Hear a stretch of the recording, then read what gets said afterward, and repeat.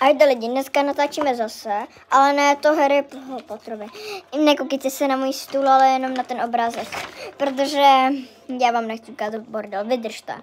Tady to jsem udělala mý kámošce, tady to jsem vybarvila, to je jasný, namalovala, tady jsem řekla VIP, tady napíšu vzkaz, takže tady mám tě strašně ráda, ale moc se ti omlouvám za to, že jsem ti říkala, fuj, já tu Terezu nesnáším, ale moje nejlepší si kámoška, protože to tam teď jdeme napsat. Takže Emi, kde mám to pero? Takže nejlepší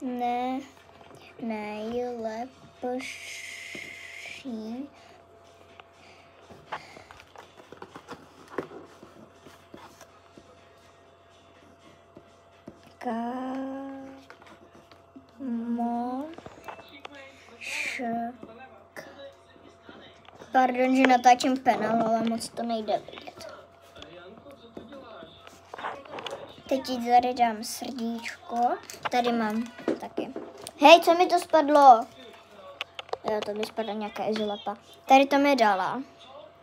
Takovýhle omalovánky. A ještě ty nejhezčí, tady ty.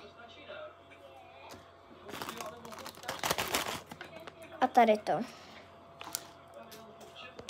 Emi, kam jsme dali spíš tu řezavou, jakoby? Ne, že to moje mamka vyhodila. Jo, ne, tady ne.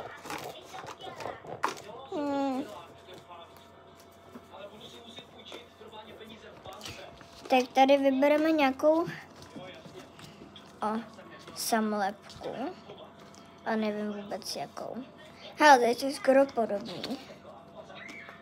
Jak tady. A pro mě roste milejší takhle, takže jí dám tady tu.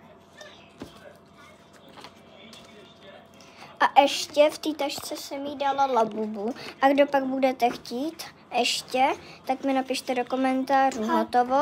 A příště udělám další dárek vám. A tady máme ten labubu, který jí dám. Tak ahoj!